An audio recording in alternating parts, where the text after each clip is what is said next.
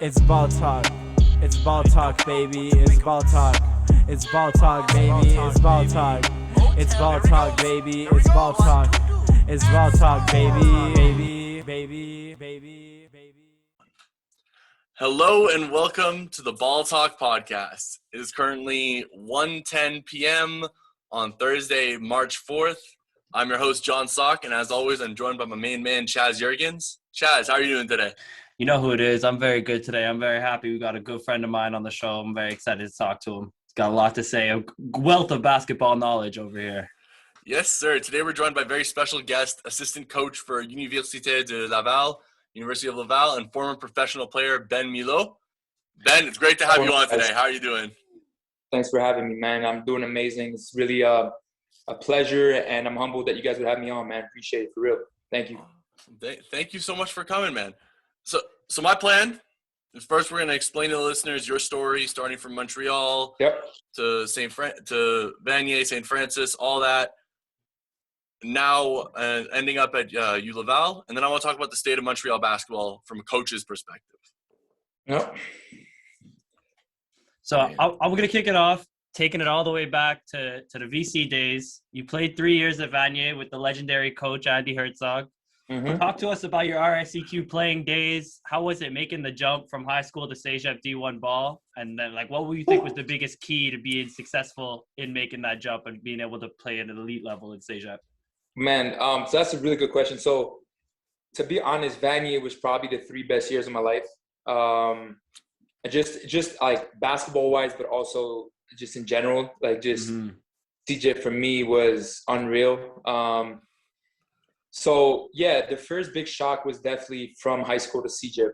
And you know, I played at Dawson Community, Juvie, AAA at the time, right? And I was averaging I had good numbers. I think I was up at 20 or 21 points a game or whatever. So I was doing really well, and I was confident going into Cegep. And to be honest, my first year was really tough. I had some great games, and I had some games where I just seemed completely out of the picture. What am I doing playing at this level? It was a really, really rough first year, a test year. First of all, because I'm playing when we had the NBL All-Star game, which is it was the best 24, I think, or 20 players of the NBL. I think it was something like 7 or 8 of us were going to Vanier, both teams combined. So, I knew how good we could be. I also knew who were going to be my teammates, and I was like, all right, I need to step it up. And it was really hard, man. I struggled. I cried a lot. I almost quit. It was really, really tough. Especially my first, I would say 3-4 months were really tough. Then, I think I had a lot of conversations with Andy, with my parents, and then that helped me kind of weather the storm. And it helped me get through that year, which my first year ended up being, at the end was really good and really positive, but the change in levels really hit me really hard. And it took me, I would say, until Christmas, even though I don't remember, but I'm pretty sure my first year I had a couple good games before Christmas. I would say it took me a good 4, 5, 6 months to just getting in shape, practicing 5 times a week, doing I had never lifted a weight in my life. When I got to Vanier, I was 6'1", 160 pounds. Oh my goodness. You know what I'm saying? And I struggled. I remember I was very close to my coach in high school, and I struggled practicing 3 times a week. It was hard for me. And so now you're going Monday to Friday. Saturdays are optional. And you're playing the best level in Quebec available. So, that whole adjustment was really hard. Yeah. Once I fought through that, I finished off. I had my best game probably of the year in the playoffs in front of 1,000 people. Nice. We ended up losing in overtime to Dawson. Sheesh. Which really sucked. But I think I got player of the game, and I kind of proved to myself that, okay, like you can do this, you know, just like you did in high school. So the momentum was leading up to, you know, starting the curve on the upwards trend. Kind of to answer at the same time the question of what it took. The next day after that game, so I just had, I don't know how many points in front of how many people, you know, and people are just congratulating me left and right and all this. And I'm like, I'm crying because we lost. But to give you an idea, which I think is very, very representative of the next 2 years I had, the next morning at 6 a.m., I was texting my coach to get in the gym. And I think, I mean, it's no secret as to why people are successful in general, but I mean, that's just, if you're gonna like break it down into why did I have success, why were we as a team successful, like that's the example I would give. And I wasn't the only one, right? That's what makes a team so good, is that like I wasn't the only one doing this. So first year, you know, ended up okay. Second year, obviously 2011, legendary year, right? A lot of people are saying it's the greatest team of all time at Vanier. The only team to ever win a provincial and national championship the same year. And to give you a crazy idea, so there's a few things that not many people know about that team. So first of all, let's say we were 13 players. I don't know if we were 12, 13, 14. I don't remember, okay? But all of us went to play university ball. Really? So that's one thing that not many people know, because they'll remember, you know, the star players, but like legit, every single one of us went on to play somewhere, whether it was the States or Canada, in university. Then also, I was the third best scorer / player on that team, and arguably fourth or fifth player, but a scorer, I was the third best scorer. Like I had a 24-point game and I was the third best scorer in the game. Like that's what was so mind-blowing about that year. And Jerome Blake, that came out of the AA league, he was averaging like 30 plus in the AA league, and he just came to AAA and just like did the same thing. It was unreal. And the thing is, people were so focused on, okay, we know Ben is there, we know Lenny is there, we know Seth, all that, but so Jerome started coming off the bench like the first 3-4 months and dropping like 25, like it was unreal, right? So so that was an experience. And then also like just in terms of understanding that year, like our eighth guy off the bench, so our third guy off the bench, sorry, eighth man in the rotation. So 6, 7, 8, and I don't want to say 9, but I'll say for sure 3 guys off the bench were first team all conference guys in the CIS. So like, that's insane. You know what I mean? Like, insane. Like we had a guy. So we had a guy who, his name was Johnny Barone. He was late recruit. Like we were recruiting somebody else. He was a teammate of Gresh. He was a teammate of somebody else we were recruiting. It's like, oh, he played well. You know, he's good. He's tough. Let's bring him on. And he was like our 9th guy or off the bench. And so he won with us and then won a national championship at Calgary University and won Defensive Player of the Year in that conference. That's awesome. You know what I mean? Like, and so that's what people fail to realize was like, man, 2011, like, yo, you, Lenny, and I'm like, yeah, but like, you're not talking about the dude that was like playing 12 minutes, but ended up being one of the 5 best players 3 years later at Bishop's. You know what I mean? It was like, it was this crazy concept. And so like, we were just, I don't remember. I think we lost 3 games that year. But again, it was a year where I was willing to step back and like, I had never won. And it was starting to creep in my mind, like, maybe you don't have what it takes to win. Maybe you're not a good enough leader to bring and be part of a team that wins. So I was ready to do anything to just win a provincial championship. And so when Jerome came in, I honestly just, I stepped back. Like, dude, like he's one of the greatest scorers I've ever seen in my life. You know, so I think my second year I averaged maybe, I don't remember, maybe 12 or 13 points a game. It wasn't like, you know, we were so stacked. I mean, I remember we playing John Abbott. It's this big number one spot matchup. And I mean, we beat them by 50. Like, it was just like, you know, and like literally, not exaggerating, it's on YouTube. I'm like literally 50 points. Like, and you know, if it wasn't for all these guys, like that year would not, I mean, honestly, the provincial final, I played one of my worst games ever. I was not good at all. I had 3 points. I think I made one shot. And if Jerome doesn't score 41 points, which is an all-time record, we lose. And we're not here talking about it.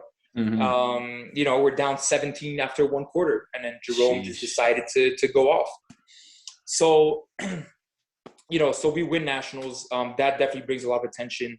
I'm starting to get NCAA interest, especially that every time we went in the States, I played really, really well. That was something that I later on reflecting back can look back and say, I really enjoyed playing under pressure. Not to say sometimes I didn't. Like, I remember a coach driving down 8 hours to see me play at Vanier, and I played so bad that Andy benched me and just didn't play me. So I lost a scholarship there, and it was, I mean, I was horrible. So, you know, but every time we went down, like something happened where like, yo, we're going to the States, and it was just, I would destroy dudes. Like, I would play, and I played some guys that are in the NBA now, and like, yeah, we'd lose, but like, you know, I think I had like 28 in front of North Carolina. So like, it just to give you an idea, right? So anyway, so now that my second year is over, I'm getting D1 looks. This is my dream. I've always wanted to do. And Jerome and Lenny are graduating. So basically that whole summer was like, I'm going to be the best player in Quebec. Like, there's just, I'm going to dominate every team we play. And my training like schedule was like, I haven't talked about it. Like, you're the first people to ask me, but like my training schedule was just, I mean, I would wake up at, so there was day camps at Vanier. So I would only have the weight room in the morning at 6 a.m. So I'd wake up at 5 to be able to do a lift from 6 to 7. Then I'd have to leave. I'd go home. I'd go back to sleep. I'd wake back up, go back to the weight room at 4 o'clock. Then we'd have a individual / workout practice, whatever, from 6 to 8. And then I'd go to the YMCA, and I did that the whole summer. And I came in my last year at Vanier. I was 6'3", 185. And yeah, I led the league in scoring, in free throw shooting, in 3-point percentage. Our team was first that whole year. We lost 2 games, lost in the provincial final. And then where again, I played really, really bad. I mean, Hunsick, just give them credit. They just killed me. And that finals was just one of my worst games of the year. And then nationals, same thing. We got a lot of technical. We did have to complain to the league because the ref, his nephew was the starting point guard for the other team. No way. Yeah. No way. Yeah, I swear. And we were winning until the fourth quarter. The fouls were 9-1, and we had 6 offensive fouls in the fourth quarter, I think, something like that. And only 2 months later did we learn. You know. So, anyways, does that mean we would have won again? I don't know. But we had a very good team. Tavon Walker was on that team. Who's playing like, you know, he's playing in the top leagues in Europe now. Johnny was still there. Gresh was still there. Like, all the guys that were basically coming off the bench the year before were now starters. So, you know, we're legit. We still had a legit. I mean, we lost 2 games that year. Like, you know. But yeah. So anyway, so overall, my 3 years, you know, were definitely like unreal, man. Like, we were winning games. We were competing. I was playing well, and then, you know, Andy. Like, I could go on talking about him for years. Like, he just installed so many things in me that just never left me to this day. And he was always there to open the gym. He was always there to help us with whatever we needed. And the best thing we could have, we had to do was, just play hard. And, we won him his only national title. That is like, I'm super happy for that. And so with my third year being my third year, I ended up signing to the States. But overall, definitely RSEQ Vanier was just, I mean, listen, people are still asking me and talking to me about that team in 2011, and people are still talking. I mean, like, so, legendary years, and I'll always be extremely, extremely proud to be, because at the end of the day, the thing is, it doesn't matter who did it, like how it happened. Like there's you can't take it away from me. Like it doesn't matter. The banner's there. You know what I mean? Like forever. Whether you like me, you don't like me, you thought I was good, you thought I wasn't good. Listen, you go to Vanier right now, there's a hell of a huge banner. It says National Champions 2011. I was on the team. That's it. It's got your signature on it too? Yeah, pardon me? It's got your signature on it too? Of course. Yeah, for sure. Of course. Yeah. So, you can't ever take that away. The banners are forever. That's it. I have the medals. I have it all. And I'm cherishing that for the rest of my life. That's it. Yeah, no, that's the VC team. That 2011 team is definitely still talked about in Quebec as one of the greatest teams that we've ever seen. Some of the greatest guys. For sure. And like when Vanier recently, right, Kareem, like in the last couple of years, going to the NBA straight from Vanier, and his team was like 20-0, and then the year after they were like 19-1. And like people, like I was debating that team was better than ours. Like I could make an argument like they haven't lost a game in 20 games. And I understand they choked the national. They lost in the semifinals, up 18 with a quarter left. I understand that, but like you take that away, right? Like, which most people say you can't. But I mean, just the team. I was like, yo, and I would get ridiculed. Like I would, like people, like whether it's coaches, some of my friends. That they were just it's like I sounded stupid saying that. I was like, all right, well. I love that it's like, yeah, this guy's better than my team, and everyone's calling you stupid. Like, dude, you were on the team. Like, who would know better than you? Like short of Andy showing up, like, who's gonna know better? Like, exactly, that's my point. But like, my teammates, my coaches, and we had a gathering because it's coming up on 10 years anniversary now, and the more like we revisit and talk, the more I'm like, man, that team was like, it was really special. Like we just had we were 10 or 11 deep, and like we had 2 starting fives. So, but yeah, so that was Vanier. Vanier times. Yeah. After Vanier, you were recruited to play for St. Francis in PA, right? How hard was it making the jump to the U.S. from Cegep? A lot of people, when they first go to college, they don't have when they first go to college in the States, signing D1, they're like 18. You were what, 20? Yep, 20. Yep. So you were definitely much bigger than the average freshman. Yep. How did you find the jump? Did you feel like, for one, you had a much easier time as a freshman because of that? And did you have a much easier time just at the level because you had all this time in Cegep, being the man, used to the spotlight, used to all that? Yeah, so very interesting, right? So you figured that would be the case. So my second year at Vanier, I started getting offers, and I could have chose to graduate early. When talking about it with Andy, it was like, does it change anything whether I do extra year of Cegep or not? In regards of, because I didn't care whether I graduated at 24 or 23 or like at that point, it doesn't matter, right? My point was, can an extra year at Cegep really make a difference? And of course, now looking back, it was the best decision ever, right? But it was the best decision ever also because when I got to the States at 20, I was still so far behind. Like, I went from being the best player in Quebec to the worst player on my team. And so in regards of school, I'm definitely like, I'm laughing, right?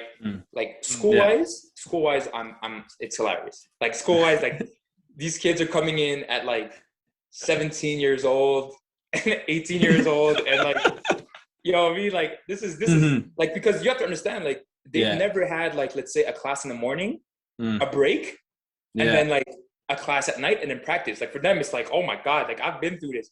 The level of classes as well. Like just like I became an honor roll student. Like I had a 3.6 GPA.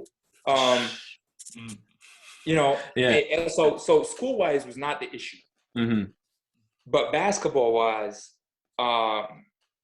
if I thought the jump from high school to Vanier was tough, like, listen, so first of all, so I didn't take enough break after we won nationals. Knowing from what I've told you from the beginning, knowing me, the next day I was in the weight room. Yeah. So like we won, and the next day I was in the weight room and I was trying to jump higher, become more athletic, because I was like, okay, team wise, I achieved everything and then some, because I wanted to win one provincial and I ended up winning a national. So now it's like, okay, now what are your goals? You did the team thing.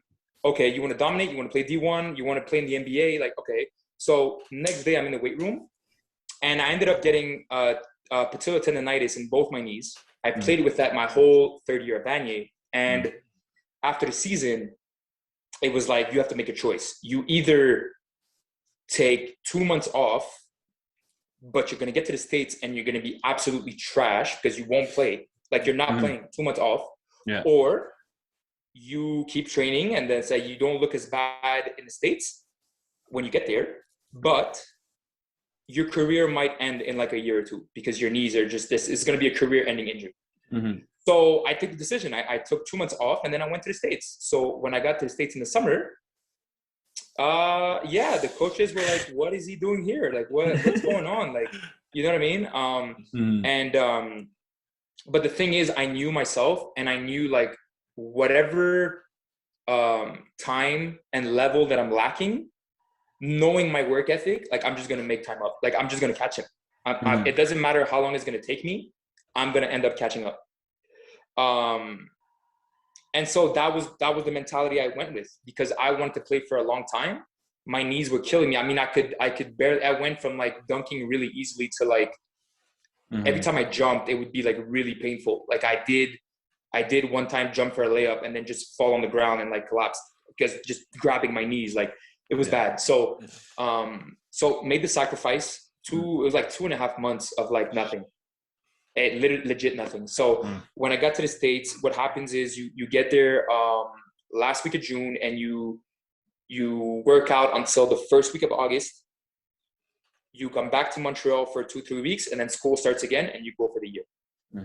So get to the States and throughout the summer, so we have workouts. We are not allowed team practices, but we can play 5-on-5. We work out in terms of weight room like 4 times a week. And we do individual workout with coaches twice a week or 3 times a week, whatever it is. And so we have an end of the summer meeting and the coaches are like, listen, we're going to be really honest with you. Like when you got here, we were not sure you could play Division 1. We thought maybe you were a Division 2 player. We know you can really shoot the ball. You work hard, but like now it's making a lot more sense because now it's been 7 weeks, right, in the States. Yeah. But they were really, really worried for the first couple of weeks. But I knew that going in, and it's like you signed me, you gave me a scholarship. They can't break it off.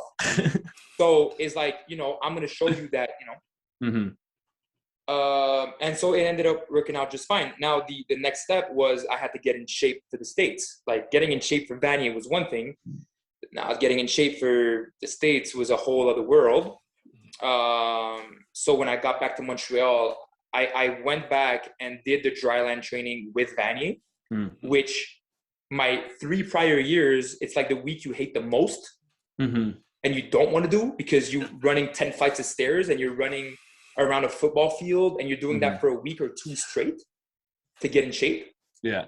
But now it was like, oh, no, I need to do this. Like it was a huge wake-up call, right? And so I did that. It really helped me. I got back on campus end of August, and all the coaches were shocked because I passed a fitness test, which I wasn't even close to finishing. Like they scaled it up. Like every week we would scale it up from end of June to early August, And then the test was you come back from break, end of August, this is the test. But like, let's say, I think the most we did was maybe 11 sprints, and we had to do like 16 end of August, right? And for the 11 sprints, I think I only made like, I don't know, like 7 or 6. Like I wasn't even close, but it wasn't even the real test. So when I got back to August and actually passed it the first time, yeah, that was the first, surprise for them. But then, so then, like September is a killer in the States. How it works is September, there's still no practice. So it's still the off season. And September, I mean, they're just kicking your ass in shape. Like that's all you do. Like we would wake up at 5:30. I saw, we wake up like, 5:30 twice a week.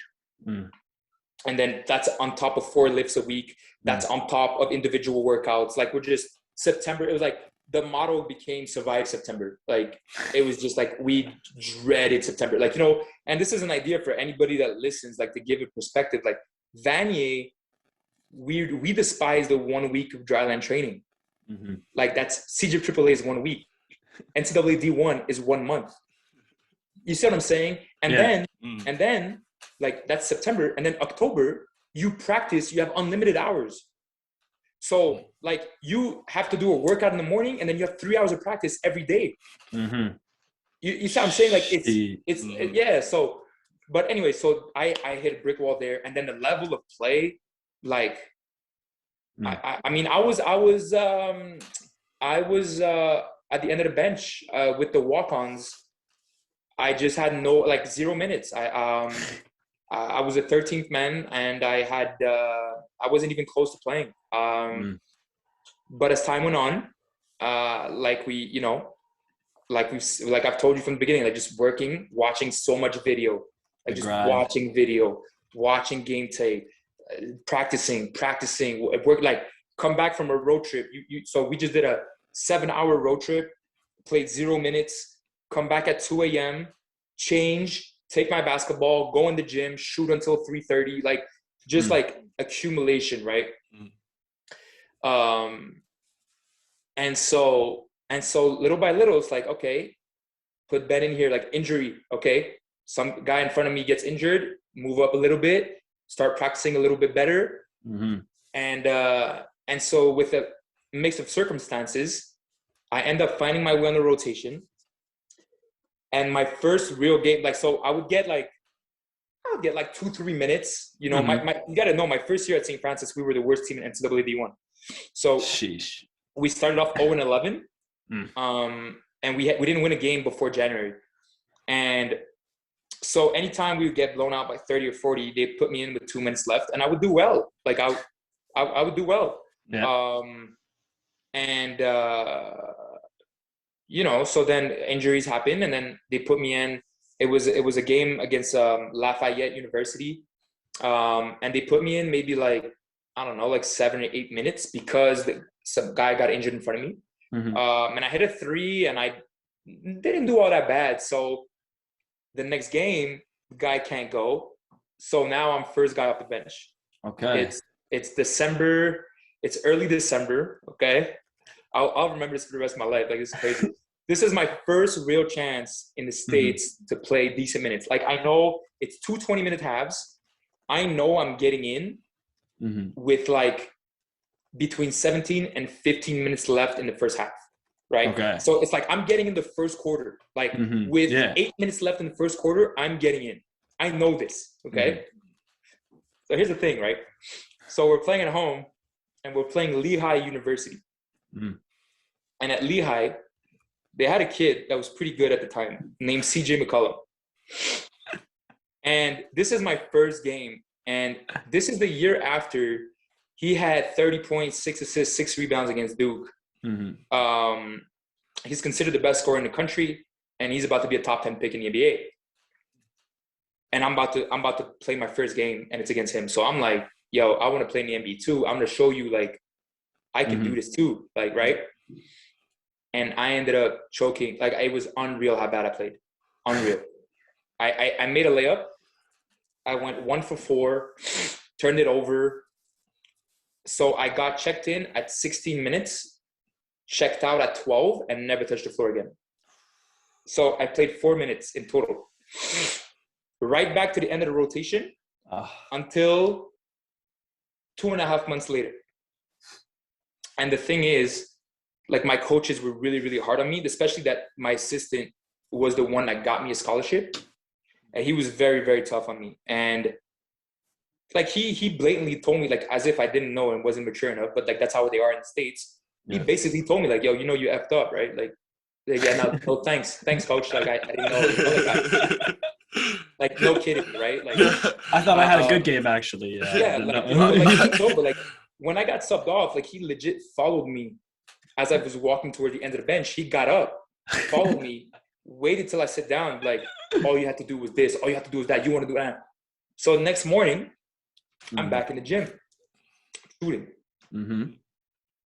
And Coach Goodson comes up. He's upstairs in the stands. He goes, Ben. He's like, oh, what's up, Coach? Like, I'm, you know, but you know you effed up, right? Like, he's, all right. You know, and so I told him, I said, yeah, but you know what? Like, next time my chance comes, like, I'll be ready. Like, the next time, I don't know when it's going to come, but I promise you that I will be ready. And, of course, that chance did come. And I ended up starting my first game on ESPN. I had 20. I had Rookie of the Week. And I ended up being runner-up for Rookie of the Year that year. And so from end of January to March, I mean, I started playing like I was a Vanier. And that kind of started it. But it's just to give you an idea, like, I went from legit being the best player in my province to the worst player on my team to not playing at all. And then, you know, my second and third year were really tough, really, really tough, especially mentally. And then my fourth year was better. I mean, I averaged like 12 points on 41% shooting from three, which is really good. Definitely to my standards were disappointing because I thought, well, my fourth year, I'm going to do like I did at Vanier. Like, I'm going to have, you know, 20 18, 20 game. Like, you know, I was like, yo, I led Quebec in scoring at like 18 plus. I'm going to do the same thing in my conference.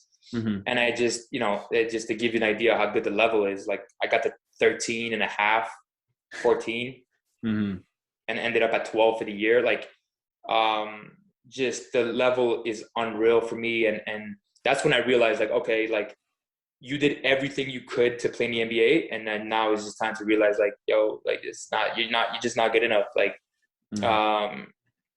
these guys, they, you know, it's just unreal, the level that it, like, unreal. It's just, no matter how hard I tried, you know, we're playing Maryland, they're the number 2 team in the country, and I have 13 at halftime. Like, you know, like, I'm doing, like, and yet it's still, like, I'm still not, you know, like, it's just not happening. Like, they scout you, they know your tendencies, they know what you're good at, what you're not good at. Like, and as much as that helped me because I could prepare for other guys, like, my lack of defensive abilities just starting to show more and more.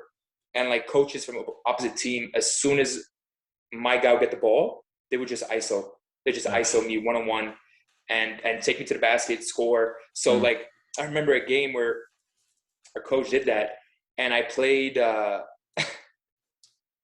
like, I don't remember. Listen, I like 16 minutes, and I had 16 points. But, like, it was insane. Like, I would play a span of like 4 or 5 minutes, 8 minutes, whatever. 2 threes, a layup, sub. Okay, so now I have 8 points, but, like, I can't guard the guy. Like, they're just attacking me. So I'm hitting a three. Okay, sub. Second half, exact same thing. Hit a three, layup, can't stay on the floor because I'm just getting scored on at the other end. So, like, I ended up the game with 16 points, but, like, I didn't even play 20 minutes. Sheesh. Like, and, like, you know what I'm saying? Like, as if I would have been able to defend, then maybe I'm playing 30, 32 minutes. And when I was able to play about 27 to 35 minutes, now you see me dropping 30 points, 28 points. But the thing is, I couldn't be on the floor because they just attack me every time. So, yeah, the States was definitely really, really eye-opening. Should I have stayed 4 years? You know, that's still a debate. For sure, the life I have now tells me this was the best thing that happened to me because on my resume, it's definitely something that's amazing. In terms of basketball playing, though, you know, I maybe I could have came home, not necessarily to Quebec after 3 years, dominate for 2, because I played with some of the best players in Quebec, like university, when I came home in the summer. I mean, it was just a world of difference. Like that is when I was seeing like, okay, dude, you come here, like you're just, it doesn't matter who it is, like it doesn't matter. So that's a huge difference from the 2 countries. I would dominate here in the summer, go back there and just be like really normal, you know? But yeah, no, overall, I mean, I fought through it, stayed 4 years, made some great friendships. I had a great career, never got in trouble, graduated in 3 years. And yeah, it was an experience for sure. But definitely, you know, I think people and kids nowadays don't realize the level that it takes to play there. And like, because it's not just getting there, right? Like I got there and got benched for like 6 months. Like then there's another step into like, I became a starter. Well, that's, you know, that's something else. Like, so I think there's definitely a lack of understanding, but yeah, overall, man, like the States was definitely a positive thing for me in my life in terms of growing, being far away from family, having 3 days off at Christmas, like just, you know, all of it was very, very gratifying, but also it helped me grow tremendously. Yeah. So what was it like? You talked about the revelation that you weren't an NBA level player. How was that when you first realized it as a player? Yeah, honestly, I don't think it hit me in the States. I think it really hit me when I went to play pro. Because in the States, it was like, yeah, it was a mix of emotions. It was weird. Like I said, the relationship I had there with the coaches, and then it was like, man, I'm not seeing any scouts on my game. Like, because you have to understand, like, the only reason I went to the States, and like when people ask me, like, oh, I really want to go to the States or whatever, I'm like, okay, why? Because like you have a McGill offer, which you can get a diploma on one of the best schools, and they're one of the best teams. Why do you so badly want to go play D2 in Texas? And like, what's your, you know, like you have to understand, like the only reason I didn't stay home because I wanted to play in the NBA. Like I didn't care what nobody told me how bad they thought I was. Like when I signed to the States, everybody was like, yeah, he's not going to tough out there. He's not good enough. He's not mentally strong enough. He'll be back in 3 months. He'll do this. Like, but people didn't understand how crazy and driven I was. So that's the only reason I stayed 4 years was I want to play in the NBA. But now I'm not seeing no scouts on my games. I'm not hearing anything in terms of, you know, workouts and all that. So, so I was like, okay, well, I didn't get no help. I'm gonna go overseas, dominate, and then maybe come back to the G League. Like I had heard some chatter for G League teams, tryouts or whatever. So, you know, that was my plan. And then when I got to Spain, you know, that's where like you're playing Division 3 pro or Division 2 pro in some of these countries like Spain, Italy, France, Turkey, Greece, Germany. Like those would be the top 5. Russia, like those countries. Like you have to understand, like there's NBA level guys playing Division 2. So I'm playing in Spain, and I'm realizing like, okay, like, you know, I'm 6'3" shooting guard, and like it's not gonna cut it. Like guys are doing the same thing as me, and they're 6'8". I'm playing a kid who's 17 years old, who's signed by Real Madrid, which is one of the top 4 teams in the world outside of the NBA. He's signed by Real Madrid, and he's playing Division 3 professionally at 17 because he's a prospect, right? So as a prospect, they put him in this team to play pro, and he's guarding me. He's 17. He's like 6'8" as a wing, and like I'm older, so I know like scouting report. I see him. I see the length. Like, okay, this guy can't he can't guard me. Can't stay in front. And you know, I had a good game. Like I think I had like, because in Spain it didn't go well at all, and that's why after Spain I just quit basketball. Like I just stopped playing. But like I think I played around 18-19 minutes a game, which you know, I had Division 2 and Division 3 offers. We chose Division 3 thinking you're going to play more minutes, get more stats, and find you a better contract in the long run. Mm-hmm. But in the end, I should have taken the Division 2 contract because it ended up being the same. I came Division 3 and I barely played. I didn't even play 20 minutes a game. So like, but it was a game where I had like 13 points on that kid. Mm-hmm. But as the game is going on, I'm realizing like, yo, I'm really having to work for my shots, and I'm busting my ass through screens, running like, and this kid is like, he's not that late. And that's when it first hit me. I was like, all right, like this kid's 17, 6'8", playing the wing. Like he's my matchup defensively. Yeah. And I was like, all right, yeah, I'm not like, you know, this is not happening. I still thought I could maybe be like a good G League player or a very solid Division 2 in a big country player. Like I could have seen myself play Division 2 in France or Italy or whatever, those top countries. Mm-hmm. But I mean, it's just like, you know, The grind that it takes. yeah. So yeah, that's the thing. And that's when I realized, I was like, all right, yeah, this is not, yeah, you know, it's not happening. But the thing is that I'm really, really still happy about it to this day is that because I had that mentality and I didn't listen to anybody, like today, as we're speaking right now, I have zero regrets. Because I literally, like, I tried everything I had. I just wasn't good enough. Right.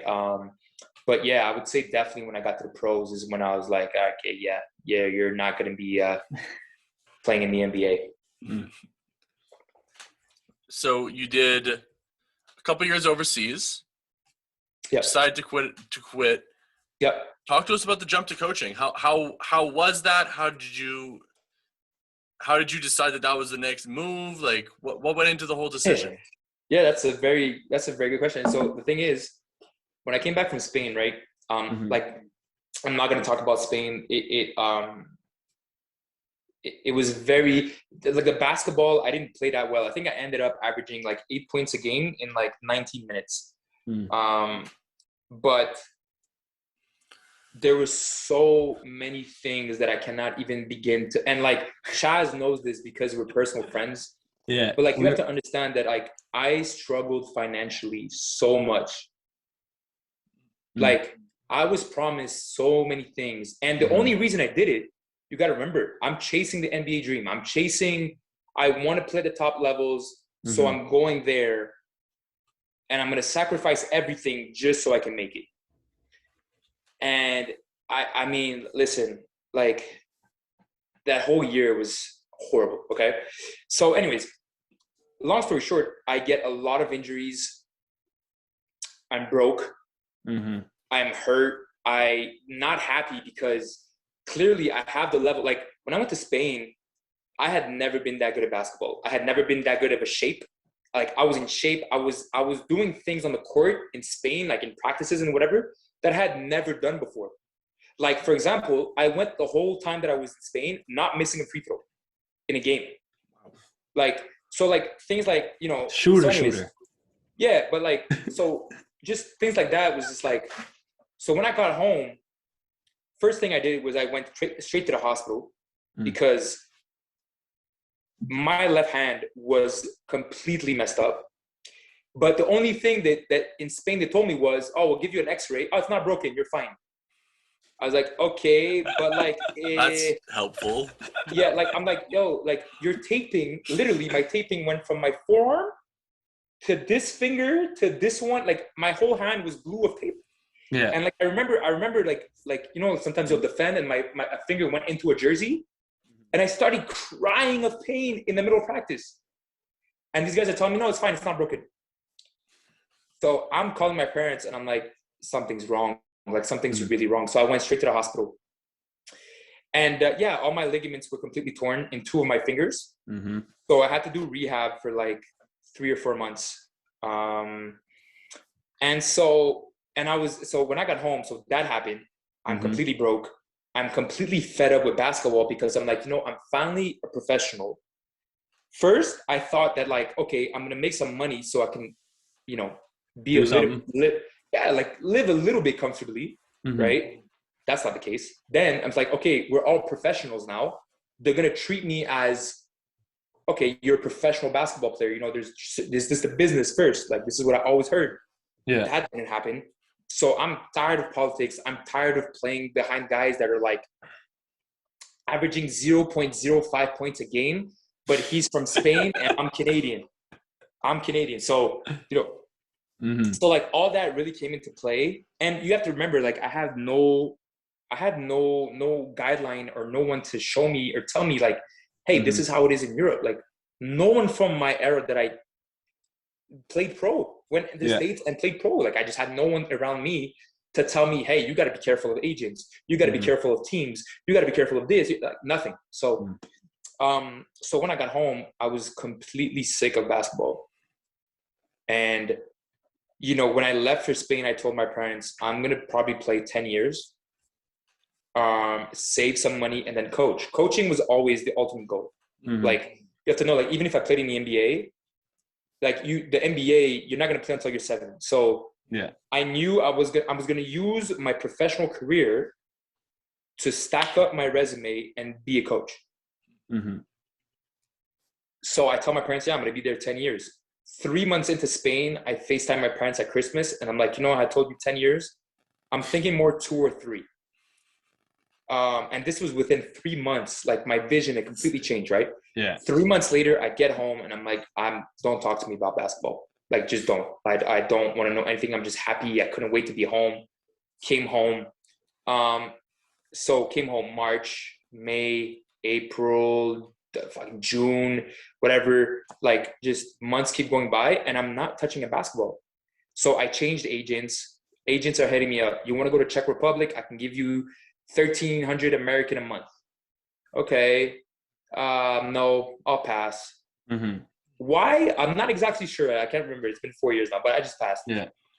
I'll wait for something better. So get to July. I still haven't touched a basketball. Like, you have to understand, like, I'm a professional basketball player. I've been home. So like, I've been home March, April, May, June, entering July, and I'm a professional basketball player. I have not touched a basketball. So July comes, agent calls me up, goes, hey, 1,000 euros a month. I got you a contract in Germany in Pro B. Okay, fine. I don't want to work a 9 to 5 because, like, obviously Andy, and then I was hearing here and there, like, yeah, come coach with me for the year. But it's like, sure, but you can't pay me so I can coach full time. Like, I'm going to have to work a 9 to 5 and coach. And I don't want to do that. So, okay, so I accepted the contract in Germany. But I accepted it, honestly, looking back, really, really with a resilient, like I don't know how to say it in English, like just a backward mindset. Like, yeah, I'm going to go because I don't have anything better. Right? Ideally, for me, I was like, man, like, because Andy was talking to me about coaching. I was like, yeah, but like, it's a dream that just can't happen. Like, I can't coach full time in Quebec. There's no money. There's zero funding in coaching.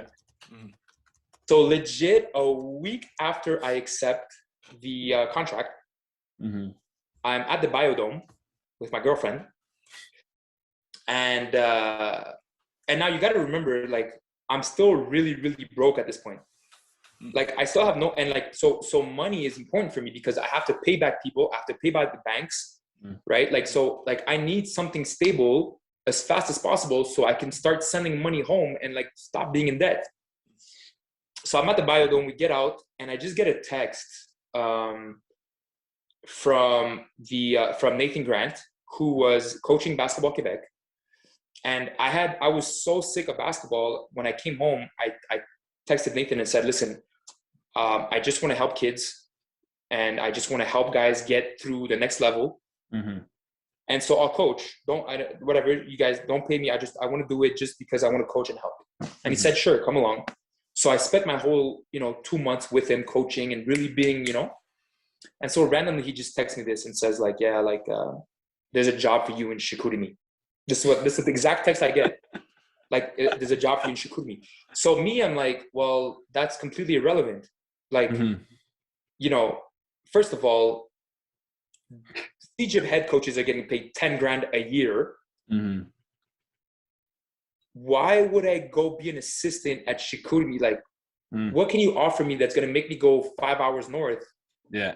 That is going to, I'm going to say like, no, like I'm still going to get decent money in Europe. Mm-hmm. So like, why would I, So anyways, one of the Federation Quebec guy gives me a call and he tells me, yeah, like Jean-Pierre is looking they're looking for a replacement and we thought you'd be a good idea, blah, blah, blah. And I was like, Jean-Pierre, I was like, okay, so first of all, it's not Chicoutimi, it's Jean-Pierre.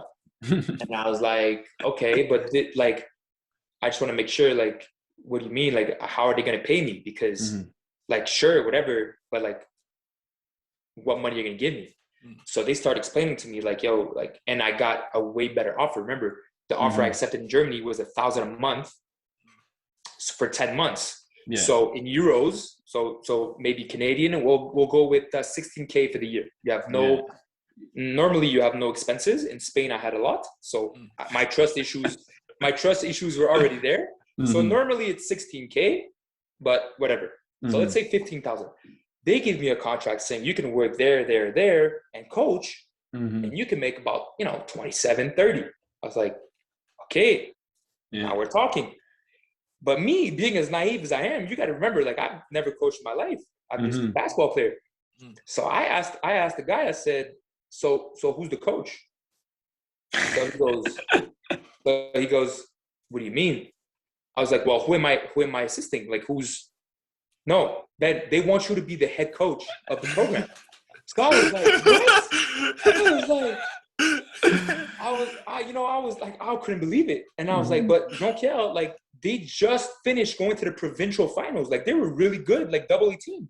Yeah. But like, yes, they just finished going to the provincial finals. Their coach is leaving and they want you. And I was like, oh. I was like, okay, like, all right, that's now we're talking, right? Yeah. And I hung up the phone and I swear I told my girlfriend, like, as I hung up, like, yeah, like I'm going. It's done. Like, I'm coaching. Like I knew, like I don't want to play basketball. Like I've been home for 5 months, not touching basketball. I accepted a contract and I wasn't even happy about it. And it was a good, like Pro B in Germany is a good league. Like, and just no emotion. And so, then Jean-Pierre called me up. They said, yeah, we talked. I went up there. I visited, and within a week, it was like, told the agent, I'm not going to be going to Germany. I'm staying home. And I became the next head coach at Jean-Pierre. So that's how it happened. Just like that. That's insane. I do remember a lot of this. We were training that summer together, so I remember. So see, that's what I didn't remember, Chaz. Was it that summer that we had met? Yeah, it was that first summer because I met you the winter before at the Vanier Open runs in the January that I used to go to with Burko. So I'd seen you there, and then you started training. We started working that summer. Talk to us about what it was like. Obviously, you were really happy to get that head coaching job over the playing job. And Jean-Pierre, like you said, they were a good D2 program. What was it like being able to really set up your own program as a head coach for the first time and really run that for 2 years? I know you guys were pretty successful in D2. Get into the finals almost every year. Like, how was that process of being able to put together your own system and start coaching? So the process was super exciting. The only thing I didn't realize was like, so I get there. So remember, like, I get the job like end of July. They're like, you got to get there like mid-August, like 2-3 weeks from now, like, school starting. Like, so I get there. I'm like, yeah, sure, no problem. I get there, whatever. And I'm like, once I got there, I was like, yo, I really have to plan like a whole year of practice now. Like, this is my turn. Like, it hadn't hit me. Like, yo, like it hadn't hit me. Like, wait a minute. Like, they're gonna do like everything. Like, I have to plan it. Like, practice is starting next week. Like, I have to plan the dry land. I have to plan everything. Like, find an assistant coach. Like, do all that. Like, yo. So the first year was hectic. I think the experiences that I had in terms of all the coaches that I got really, really, really, really, really, really, really helped me be successful right off the bat. because I was able to say, I'm going to keep this and take that out, keep this, take that out, and combine all my experiences with my personality. And I have a very, very, very different approach into coaching. I realize it. I not only with the teams that I got and the bond that I created with my players, just talking in general, I know that the way I coach is very different. And so, so it was really great. But I mean, the first year went really well. I had a good team. I had really good guys.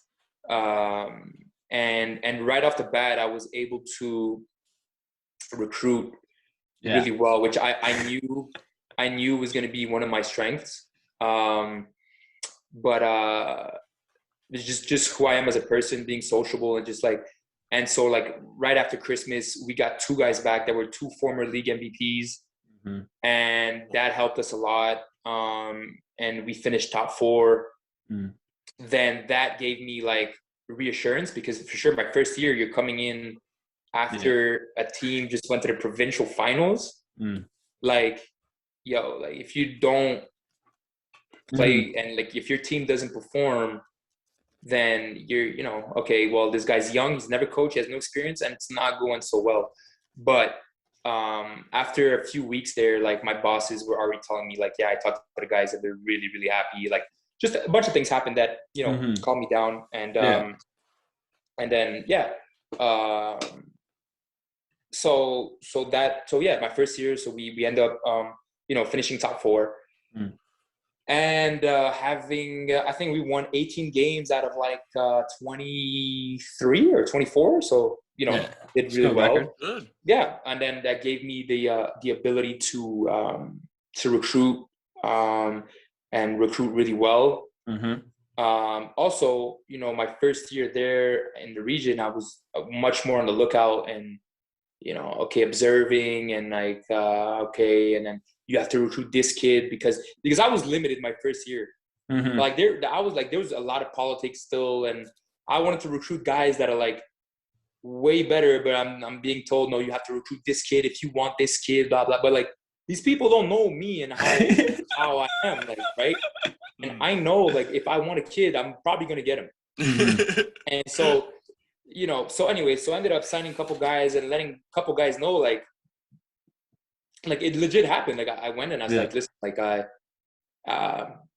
I'm sorry, this is gonna sound weird, but I can't really recruit you. And these were kids from out of town. It's not something that happens a lot coming from no matter where you come from, going to Jonquière to play AA. But I'm getting guys from Quebec City and even further to consider. But now I'm having to tell them I'm sorry, I can't. And after my first year is when I realized, I was okay, no, the whole year, okay, now I'm successful. I proved I can do this, whatever. We're going to do it my way. And my boss, I got extremely, extremely lucky. My boss he's one of my good friends now. He was unreal. I just got so lucky, always defending me, always letting me, do, funding me, giving me jobs inside the Cegep, just approving of what I was doing. And, so my second year was even better because now I wasn't kind of overwhelmed by everything, planning practices and road trips and team activities. Okay, I got the hang of this now. We're transitioning from this play to learning this, which will go into this system and offense. It's all starting to come together, which as my first year was we're going to learn A and then C. Well, okay, I forgot B. And then, so it made sense, but it wasn't it wasn't kind of coordinated, which as my second year, it really was. And it showed. It showed. Honestly, I had a really, really good team, man. My kids were awesome. The kids I had were awesome. And, I'm still very, very close to 80% of them. I still see them many times a year. I drive up there. Even the kids in France, we talk a lot. And for sure, next time I go see my family, I'm going to go see them. And so another top 4. we lost to Lennoxville in the semifinals. Very close, contested game. Like I really thought, like we had a good team. And we really thought we could win provincials as my second year. But what that also did was it started to give me huge leeway and like opportunities to recruit. And that's when I really started to make noise, because I signed a kid from Sherbrooke, Trois-Rivières, Quebec City, I think Montreal, we had an interest or whatever. Anyways, I don't remember. But like, you know, I had kids coming from far to go play AA at Jonquière. Yeah. And that's when people started to be like, why are you going to Jonquière? Like, and you got to remember, the kid from Trois-Rivières was the best scorer in the whole province in Juvie D1. So like, the best scorer in Juvie D1 is going to go play AA at Jonquière. Like, you have to understand how crazy that, like, it doesn't happen. The parents are like, oh, I had two kids from Trois-Rivières, actually, not from Montreal, two kids from Trois-Rivières, Sherbrooke, and Quebec City, on top of the players that I wanted from my region and the guys coming back. And the guys from France. Exactly. So, like, you have to understand, like, our team was about to be stacked. Like, we were going to be, like, listen, I'm going to tell you something that not many people know. I had 2 Division I teams refuse to scrimmage me that summer. Yeah. Can you say which ones? Can we call them out? It was Edouard and Ahansik. That's awesome. That's fair. Was that kind of like poetic justice for you, that Ahansik beat you at Vanier and then they were scared to play you as a coach? God. You know what? Not even, like, because it's so, I wasn't able to associate that until you just brought it up 3 seconds ago. Like, I never thought about it. The only reason was because that Ahansik team that beat me at Vanier, you got to remember, like, before Christmas, we beat them pretty bad at Ahansik. And after Christmas, they brought 3 guys back from the States. Like, they brought guys, transfers, and they made a team, and like, they won. And then 2 years later, their program was shut down. Yeah. Because Montreal basketball needs like its own history book, honestly. Yeah, like, so anyways, so there was that separation. Their program was shut down for the AAA program, D1 program, was shut down for a few years. And then they came back with the team that they have now. And I had a very good relationship with the coaches there. And like, I think one of the biggest difference was I came in as like, I had no beef with anybody. I liked every coach, and I encouraged every coach. And so, but yeah, no, so they refused to scrimmage, for different reasons, whatever the reason is. But definitely not that they're scared, but nah, I mean, Ahansik definitely was. Yes. Watson, you gonna take that? You know, the thing is, Watson has no choice to take that, because I gave him my best player. True. I gave him my MVP from the year before, and he refused to scrimmage me. So, yes, he's going to take that, because that's bullshit. Like, I'm sorry. Like, yo, I gave you my best player and you refused to scrimmage me? The next summer? Come on, man. Come on. Yeah. Like, nah, but Watson, my boy, man, like, for real, like, I always had a great relationship with him, and we had a lot of fun.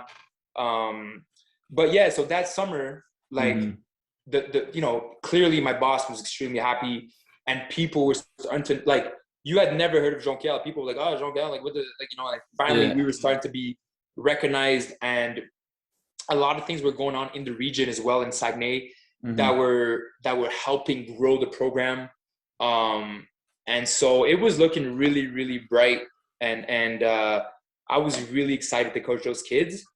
And then, Nathan Grant gave me a call in the middle of June after my second year, and told me, he's like, I was driving and said, hey, you want to come coach ULaval? I was like, what?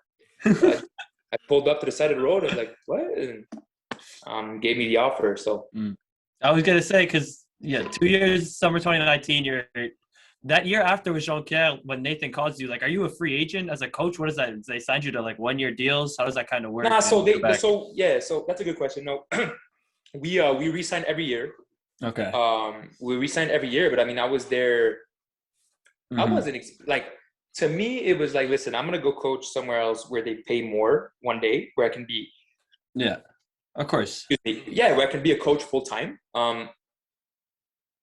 But I thought that I would have to, yes, the recruiting that I did turned a lot of heads.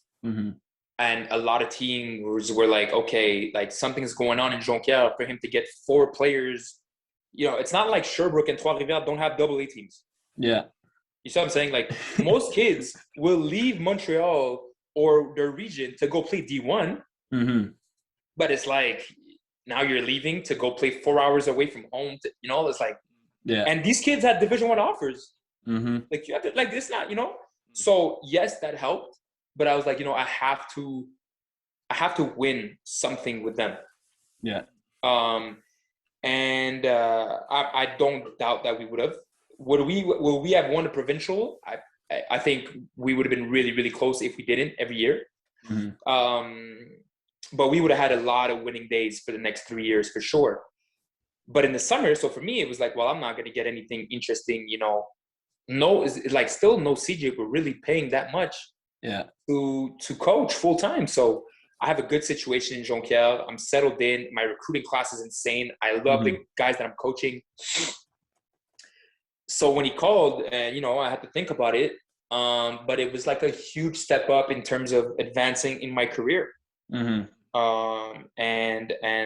it was definitely heartbreaking and hard for all the kids that I had recruited. Because we were like 1 month away from school. Yeah. So, when I got to their place and said, well, listen, I'm not going to be coaching you, like, it was tough. But it was, it was like a free agent thing or whatever. It was just, and my boss also, when he saw the amount of success that we had right away, yeah, he, afterwards he told me, he was like, it was inevitable. Like there was no way that with everything that happened in those 2 years, that nobody would pay attention. It would be completely ridiculous, right? But that's come from the outside coming in. For me, it was like, where is this coming from? Like, wait, what? Like, Anyway, so that's pretty much how it happened. And talked about it with my parents, with Andy, and then made the move to Quebec City that summer.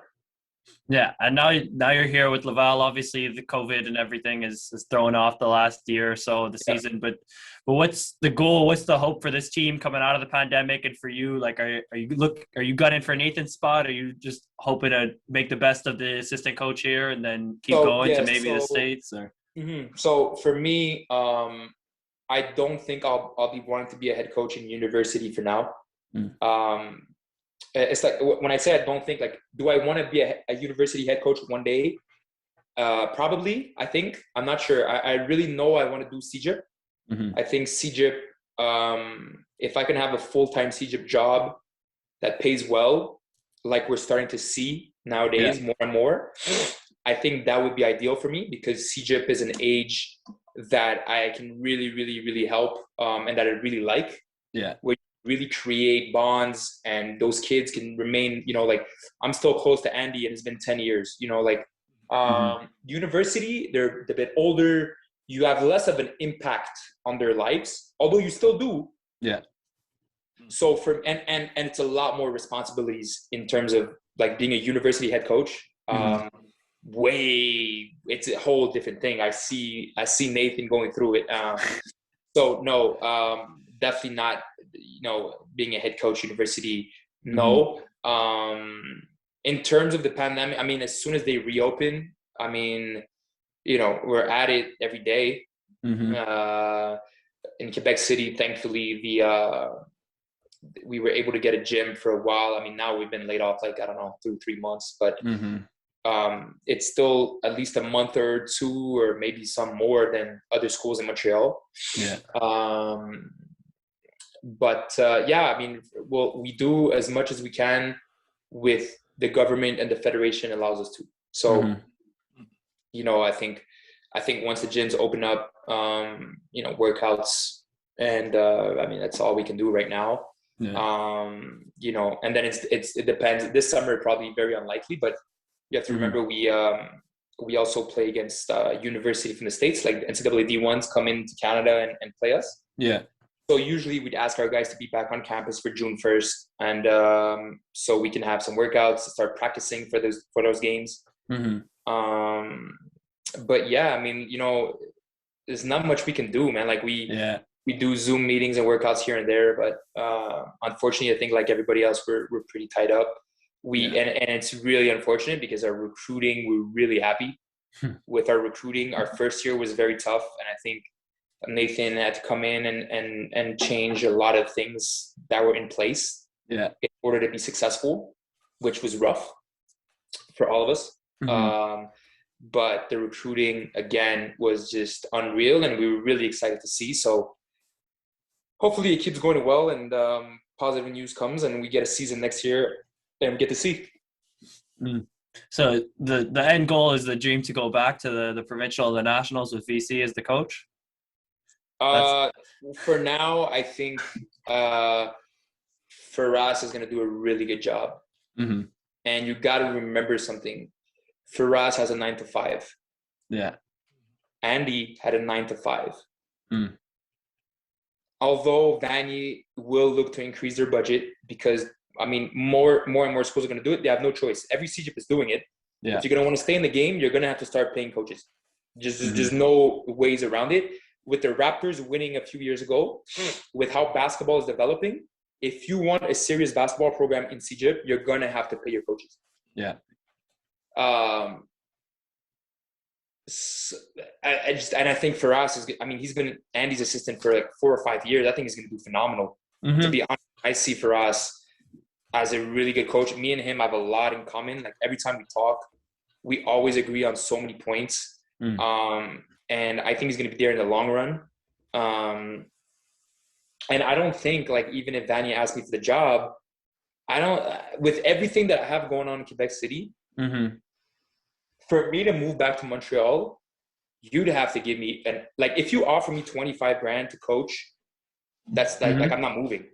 You offer me 40 grand to coach, I'm not moving. Like, I'm in a position now in Quebec City where, like, I have complete control, and, like, everything that I'm doing has a purpose. And, like, the future, like, my next 2-3 years are super exciting to me. Like, there's so many projects that I have. I'm full-time at Sport Etudes now.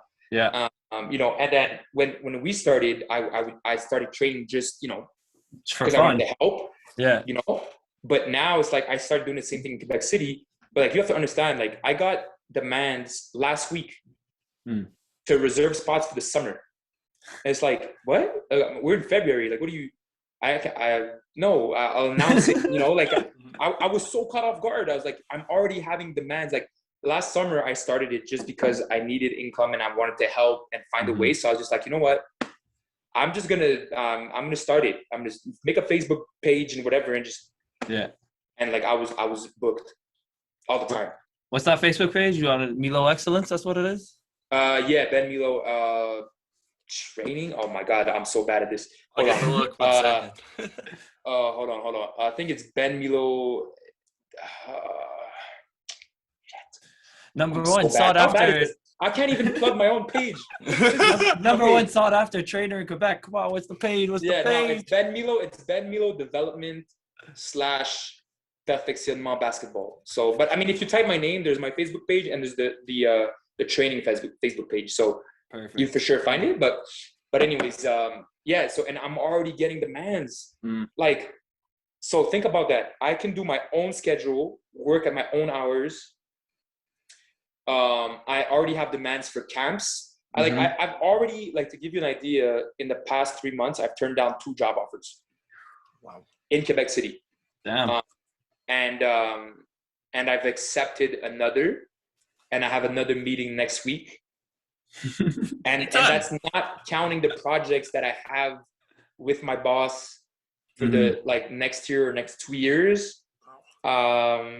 Or Laval. And then Saguenay basketball, I'm also going to be working with them because they want me to run an elite camp. Like, so I'm kind of talking to them now. Like, so like I said, like, for me to come back to Montreal, like you got to be really, really, really, really convincing and have a budget that's off the chart. Yeah. Because I'm not like, it's not just like, okay, we'll give you 50K. Okay, sure. All right. Yeah. What's your budget? Can I take my team to the States? You want me to be successful? Yeah. Like in Jonquière, I was successful because we could travel, and I would tell my guy, like, hey, we're going to go play in Montreal this week, do this tournament this week. Like, we'd be gone like 3 or 4 weeks out of the year. That's a lot of money. And we're not even going to the States. You know, that was the next step in Jonquière. And if I'm going to go coach D1 and when you be successful, you have to go in the States. Now, I have the contacts. I know I'm going to be successful. It's just if I can't have my kids play in front of these coaches in the States, I don't care about playing in Ontario. Yeah. I want to play in the States. There's nothing in Ontario. You know what I mean? You're doing it in Ontario. Like, no, I'm saying, like, it's nice. Yeah. I'm saying it's cool. Like, there's some really good teams. You can get some really good games. But that's not going to help build my program into, you know, okay, I'm sending guys to the States. Yeah. So you have to have a budget. If you pay me $50,000 a year, but your budget is like, well, we'll give you 20 grand for budget, and then the rest you fundraise. Okay, so basically, I'm in charge of fundraising about 60 to 80 grand, because if I want to travel 3 times to the States, plane tickets, hotels, okay. So see, that's not happening. See what I'm saying? Yeah. Yeah. So to me, I don't see myself leaving Quebec City anytime soon. Like, you know, the Edouard Montpetit job, it's open right now. Yeah. And they're offering between $40,000 to $52,000. And it's like, my name has been thrown around, and I just, every time people ask, I'm like, I'm not applying. Like, oh, you're young, you've been successful, you'd come home. And I'm like, dude, like, it's not, you know, it's not worth it. Like, I'm not. So yeah. You know, so no, I'm being patient. And the thing is, with everything I created here, I'm not in a rush, which puts me in a really good position, because it's like, I don't have to just jump on any jobs. I can really pick and choose, like, okay, why do I want this?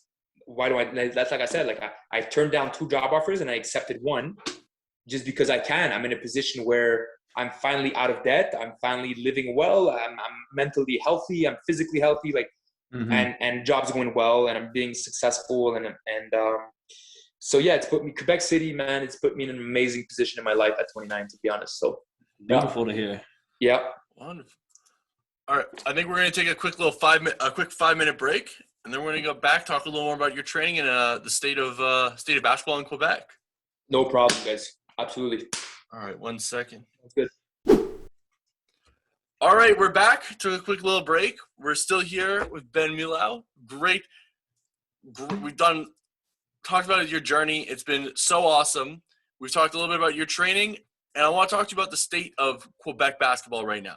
You kind of started to get into it, but I really want to address it like dead on, nail that, like hammer to the nail. I want everyone to be able to just look and see exactly what is going on. I want to know the biggest differences between university and Cegep ball, well, university ball in Montreal versus the U.S., like in terms of a basketball perspective, not so much from like the. Okay, so to answer the first question, I think Montreal basketball, just Quebec basketball in general, is in like really good shape. It's looking really good. Like more and more guys are going to the NBA, are going D1. Like it's going well. As to the biggest difference, that is a very, very good question. I think there's a few things. The first thing is the mentality. And I see it with me today as a coach. Like the way I coach, the way I am as a person has to do with what I lived in the States. But here it looks completely insane.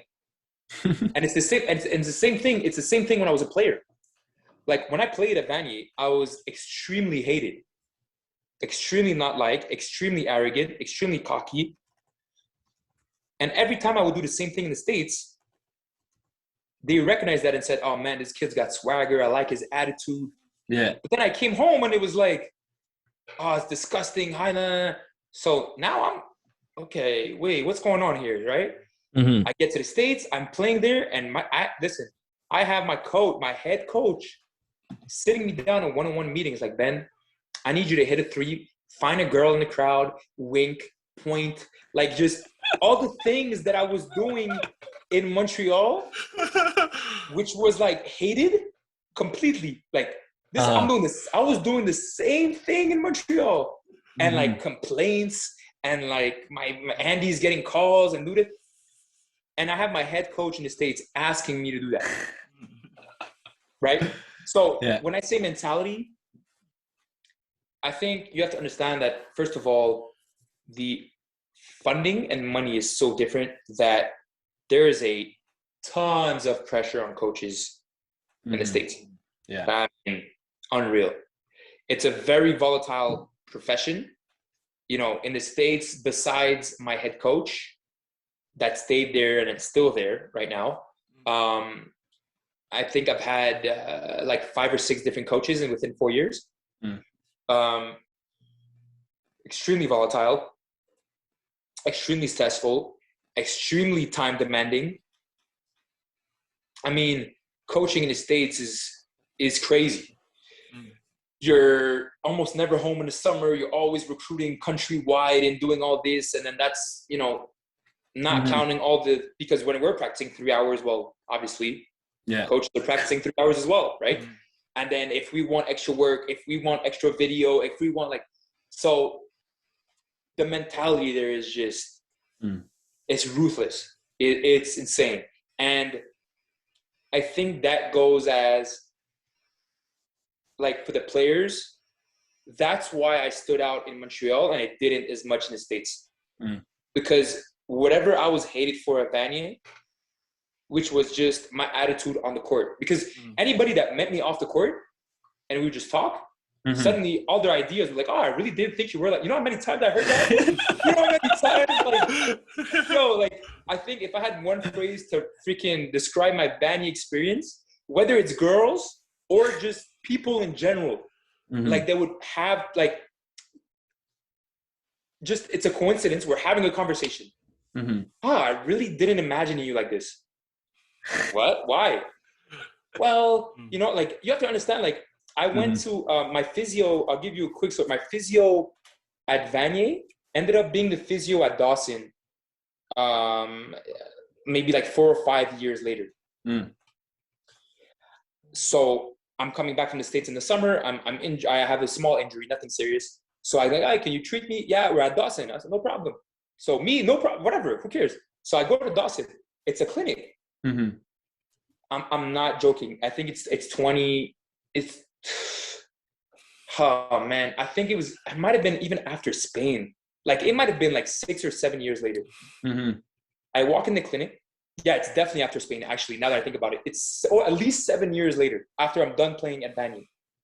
I walk in the clinic, and I'm like, hey, Sonia, how are you, you know? And to my left, I don't see. There's definitely a physio there and somebody getting treated. And all I hear is, what is he doing here? That's all I heard, right? So I don't acknowledge it. I don't even know. And then we get to talking, and like, obviously we're in the same physio room. So now, you know, they hear me talking and I'm talking to Sonia, and they okay. So same as usual, like, oh, I didn't imagine you like that. So we talk, and the girl that was getting treated literally at the end, like, okay, so we were all talking, all 4 of us. And she goes, you can't even imagine to begin how, like, I hated you. Like, how much, like, I despised every single inch. And, like, I think that is the biggest difference, because I appeared perfectly normal in the States. In the States, and on my team in different ways, but, like, there was, like, 5 or 7 of us. Yeah. Like, the people encouraged that stuff. People were like, yo, you're not going at him enough. Dunk on him. He's trash. He's like, this is all I'm hearing every day. So I'm in paradise, you know, but like, you have to understand, like, here, it's not like that at all. Like, I even see it at ULaval, like, just in general university. Like, I see my kids, like, my guys playing, and I'm just like, yo, like, mentally, I would have you would have just, for sure I was dominating because mentally you couldn't handle me hitting a three and laughing and winking at you in your face. You just couldn't, because I never said anything mean. I never trash talked. I would just drop 25 and laugh the whole time, and that would piss people off. I'd blow kisses to the crowd, like that would piss people off. Yeah, I shot a few arrows into the crowd in my time, and I've gotten technicals for it sometimes. It's just like, what do you mean? Yeah, but that's looked upon very negatively. Whereas in the States, it's considered swag. It's considered, so I think that's the biggest difference. In terms of university, the level, I mean, besides the fact that, if you compare the high, Carleton beats high-level major, majors every year. All the time. Yeah. So, a great program. Yeah, and I mean, when we, with Laval, played some schools, we didn't get embarrassed. We didn't lose by 40. And we're playing AC teams, it's not so the level, it's definitely higher in the States, but not for all schools. St. Francis, when I got there, definitely we're the same level as we're probably worse than McGill and Concordia, definitely we get smacked by Carleton and Ottawa and all that. By the end of the year, by the end of my 4 years, we were, I think we reached at one point the top 120 in the country out of 351. So that was the huge improvement. And so we were way better. And now, I'd be confident we can beat any Canadian team, but it wouldn't be a blowout. It wouldn't be the level is completely different. It's just the attitude and the mentality of everybody there makes it that in general, when you play teams in the States, you're going to lose because just mentally, just not here as a Canadian at it, you're just not there. So, that's the biggest difference to me is just the mentality, because the work ethic, the game planning, it's all the same. The funding is very different. Obviously, that's also a huge difference, whether you like it or not. That's the state of basketball compared to the US. That's just, that's nothing we can do about it. It's just in the US, we're talking a small Division I basketball school has a $70 million budget. It's just, it's a whole different world over there. You know what I mean? Yeah. So I would say those are the two biggest differences. I mean, if you take funding aside, the biggest difference is just mentality and approaching the game. Yeah. How do you think? As a coach now, as someone who works with young kids, and you say you like to work with Cegep students a lot. How do you think we can address that in Montreal and Quebec basketball, trying to instill that mentality? And on the flip side of that, I think we could try, but I think the problem is it's still looked upon negatively. Yeah. So no, I don't see any coaches I looked crazy at Jonquière. Having fun with my guys because they would throw up a three and give me a high five and try to dunk everything and trash talk or whatever or show disrespect. That look crazy. This is basket, man. It's how you play the game. I believe you. Yeah. So should we address it? I mean, when people ask me and people who listen to this podcast, I definitely when you're on the court, it's just, dude, you got to kill. You got to be better. Do whatever it takes. And some people don't do all that and are just as good, which is great. But I think if you take a general population, you play a guy from the States, he will try to take your head off. Yeah. Oh, yeah. That's just what it is. And I think every time I have a conversation about this, no matter who it is, that's the main point I bring up every time. Yeah. You think you're cocky because you yelled "let's go" in this guy's face? Dude, you do not you have no idea. So to me, it's the approach, it's the mentality of just kill or be killed. And this is I'm not talking in games. I'm talking every day in practice. Yeah. We're going to be best friends. We're going to go party and go talk to some girls. And but when we're practicing and we're playing, oh my God, what? Nah, only championship basketball team I've ever been on. When in Juvie D2, we went 16-0. 3-4 times that year, our coach had to kick us all out of the gym because we were going to get in fist fights during the practice. I bet. That's just what it is. I've seen it in the States. I've seen it. I've seen it in the States. I've seen guys fight. Well, that's what it has to be. I have been in my fist fights in the States. Yeah, I'm sure you have, John. I mean, like, you know, and I think, and you know, for me, and you could talk about IMG as well. I mean, this is the States, right? Like, Oh yeah. you know, but I think, you know, for me, like a big point, I think that's what it, because the rest, it's not that they're not as important. I just don't think there's that much of a difference. I think it's just, like, no matter, like, guys show up to play, and it doesn't matter who's in front of them. It didn't matter. It didn't matter who. Yeah, we played Cegep McCollum. Like, okay, like we're gonna bust his ass. Like he's not nice. Like that's just what it was. It didn't matter. It didn't matter. No, for sure. And I think a lot of it, and it sometimes comes under fire in the States, is sort of AAU ball, where it's kind of getting to be all about dunks and flashy plays, and sort of like people call it like Instagram basketball, where you're playing for the highlights. And to a certain degree, do you think that could like oversaturate, or that's what people get afraid of when you talk about bringing the swag to the game? And is that even really a problem, like with Montreal basketball? No, that's definitely a great point, because AAU basketball is not representative at all of D1 basketball. AAU basketball is complete bullshit. Like, I've never played AAU. I listen, the only time I played AAU in the States my last summer, and it cost me a bunch of scholarships. It was the worst mistake. Like, I made some great friends. I played for a great coach, and I played 3 weeks in the States, which were amazing in terms of bonding. In terms of basketball, it was the worst mistake I've ever made. I had interest after our national championship from big time schools. I visited over 12 D1 schools and only got one offer. Not saying after my last year at Vanier I couldn't have gotten more. I just didn't want to take the risk. Once I got the offer, I visited. The other schools weren't pulling the trigger. They were hesitant, blah, blah, blah. Like, okay. But AAU, that's the only summer I played AAU. Brookwood Elite cut me twice. Team Quebec cut me 3 times.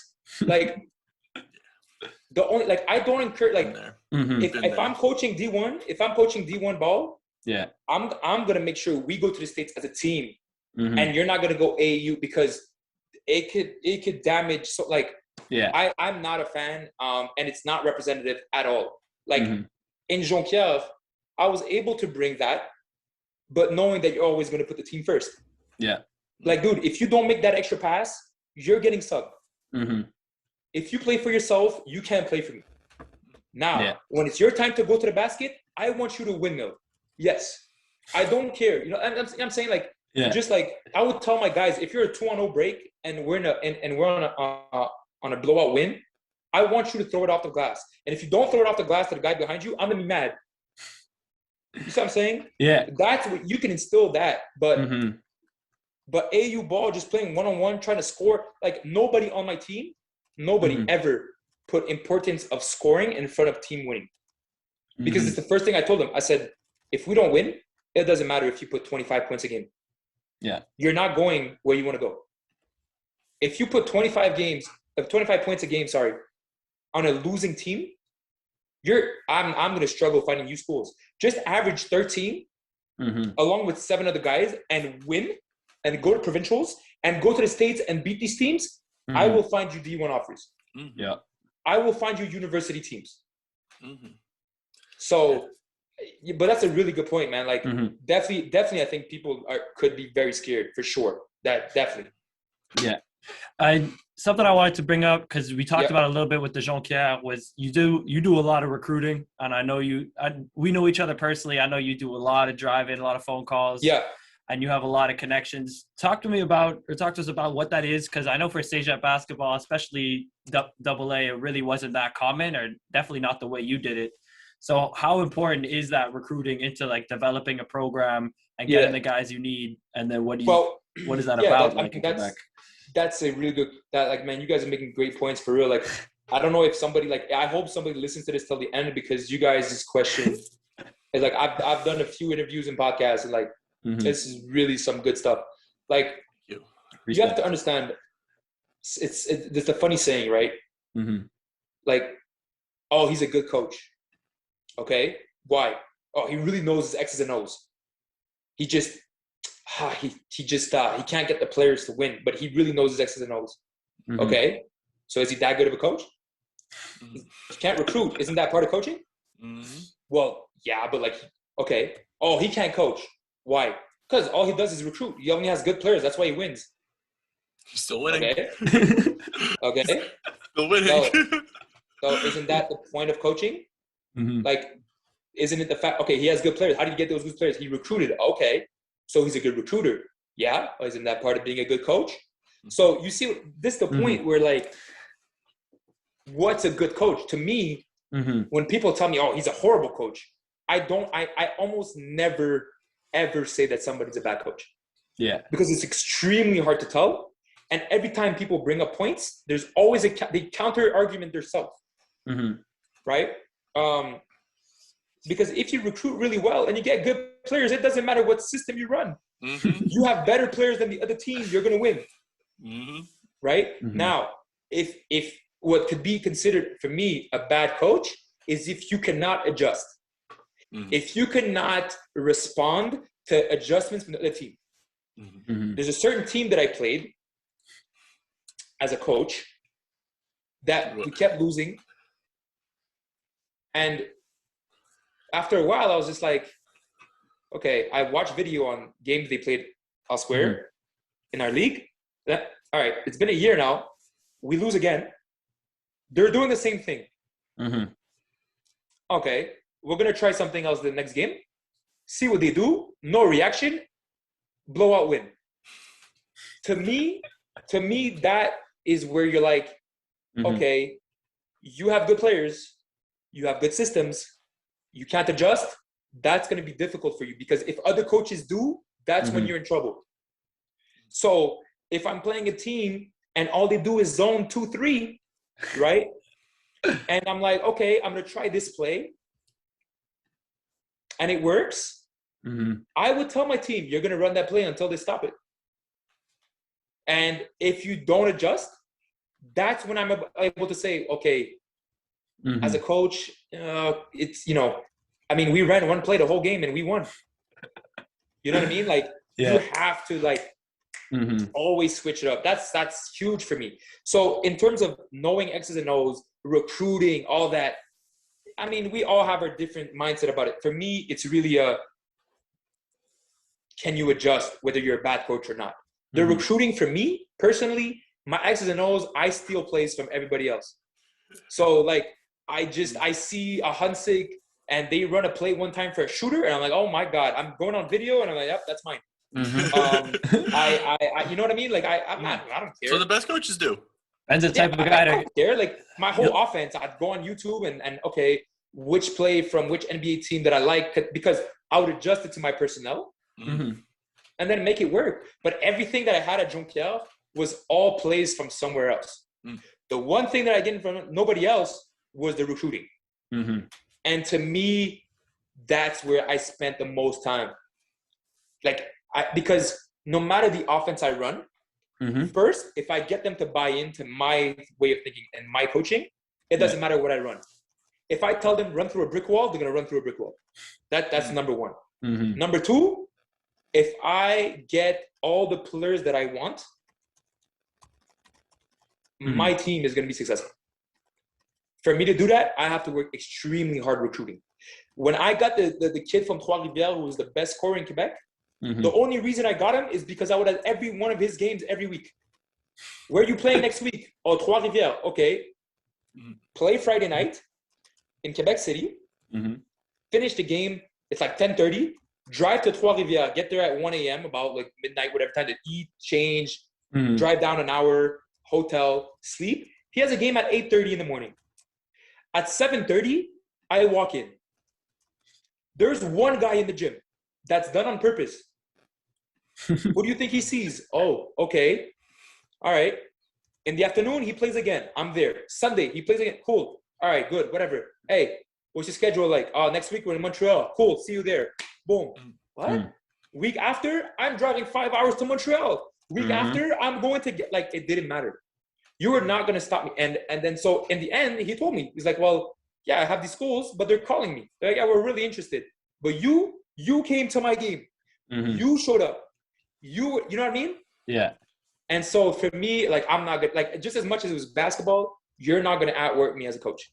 You're just not. I'm not. You can work as hard as me, but you're not going to outwork me. Like, I'm not going to be able to say, this coach definitely did a lot more than I did.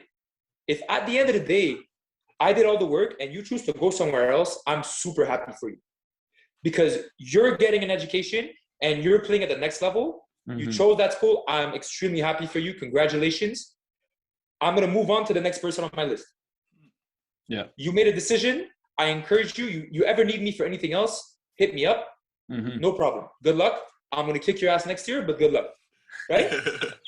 Right? So, yeah. Exactly. So, but my point is, I'm not going to feel bad. Oh, you chose to go to Dawson? Congrats. But I know I did everything in my power to get you. You make a decision, you're allowed. That's part of recruiting. And so, yeah, so I definitely think, especially nowadays, I think recruiting is like the top priority. Yeah. Like if you're a really good X's and O's guys, but you can't recruit, your program's not going anywhere. Like you have to get the players. You have to, for sure. For sure. And I'll close it off with something, just kind of an overview of what we've been talking about. Yeah. You've been coaching, you've been reviewing, you played a while back in the RSEQ. Watching the game from when you used to play up until now, just what do you think the changes have been in Montreal basketball, and what else do you think still needs to be done to keep growing it and keep sending guys like Lou to the league, sending guys like Tyrese to the NCAA, a lot of guys coming out.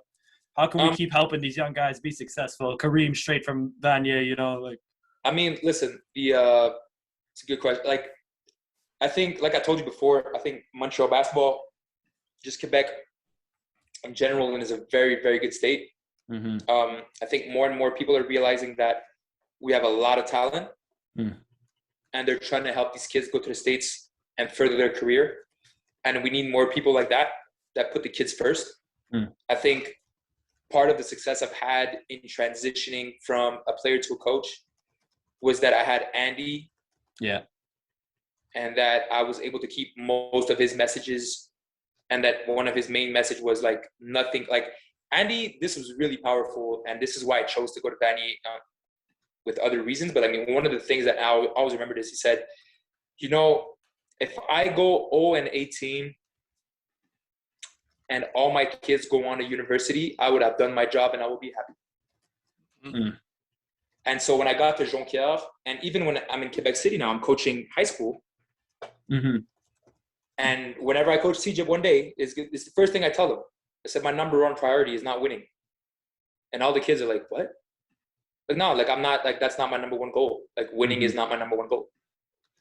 And at first they're all startled. And I'm like, no, my number one goal is to make sure you guys have a future and can carry on. And so I think the more there's going to be people like that, the better. Yeah. And I think I think there is. And that's why you're seeing so many kids now. The fact that Kareem can go straight to the G League from Vanier is unheard. It's unreal. Unbelievable. After the change that I saw myself from going to Vanier to a not even like a small school D1. I'm not talking Michigan State, Duke. I'm not like Illinois. Like, I'm not, no. And this guy goes from Cegep to the G League. What? And he balling in the G League too. He's playing. Yeah, he's balling for Lakeland. Yeah. So to me, I think you just need more and more coaches and adults just giving a chance to these kids to perform and move on. And I think with the way it's going, man, like, yeah, it's going really, really well. More and more coaches are getting into that mindset of helping kids out and helping guys out. And yeah, man, I would say it's going really well. It's going in the right direction, at least. Yeah, absolutely. I think the coaches world is a little more shady. That's the one thing I realized, and that's why I think, like, when I got to Jonquière, it was so odd because I was just on good terms with everybody because I put kids first. Yeah. And I would tell coaches, like, I would tell positive comments to coaches and kids from other teams. And that's why people were like, oh, Ben, they always say hi, whatever. But then they would come to me like, oh, this guy, I can't stand him. And then that guy, all right, that's cool, I can't stand him. And I was in the middle of it, like, at the end of the day, like, because I didn't like, I didn't care whether like, because I would trash talk in terms of funny, like, you know, like you said with Watson or whatever, we joke around, like, you know, but because they knew at the end of the day, they also knew that Watson, like, when they had a fundraiser, I would send money to their program. Yeah. To help his kids. You feel me? Yeah. Like, so that's the kind of relationship I established. But that's not the kind of relationship that most coaches have. Like, there is a lot of sneaky stuff going on in the coaches' world, and they're all grabbing it. And I'm like, I can't relate to that, because to me, it's not about, I want your job. No, to me, I want to help guys go where I went. Yeah. And honestly, like, and that's how it started with you, especially like with you, Chaz. Like, it was the same thing. And honestly, to this day, you're probably the guy that I've never seen someone work as hard as you. And if I had some players with your work ethic, I would definitely, like, there would be some guys that would be way better at basketball than they are now. But I'm sure it'll come eventually. I've had some really good work ethic kids, just nothing like you. Like, it was just, you know.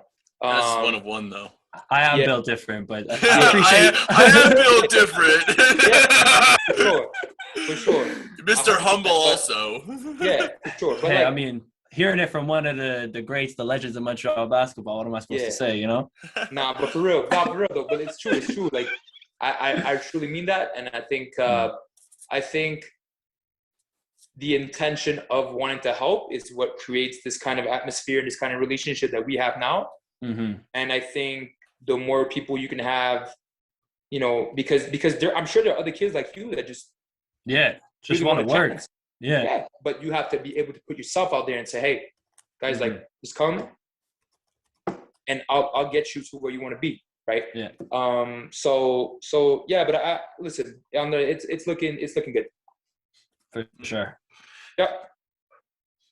I think that's all the time we have here at Ben. I know you got to run. It's been a pleasure to have you on for the last, I don't even know how long this episode is going to be, but it's been fantastic. Hopefully we'll be able to do one eventually after all this in person. You know what I'm saying? Get on the court, get in the studio, have another talk about where you're at with Laval or Speltature and all that then. That's awesome, guys. Man, thank you so much. It was a lot of fun. Your podcast is definitely like that, man. You guys keep it up, man, because these questions are going to get you somewhere. I'm telling you, like, it's some good stuff, man. Like, don't stop. Like, it doesn't matter what people say, whatever, like, just keep it up. And if you ever need anything, you ever need in contact with anybody, let me know. I'll be gladly able to help. Appreciate that, big homie. Really appreciate that. Man. All right, everyone. This has been Ball Talk. It's Ball Talk. It's Ball Talk, baby. It's Ball Talk. It's Ball Talk, baby. It's Ball Talk. It's Ball Talk, baby. It's Ball Talk. It's Ball Talk, baby. Baby, baby, baby, baby.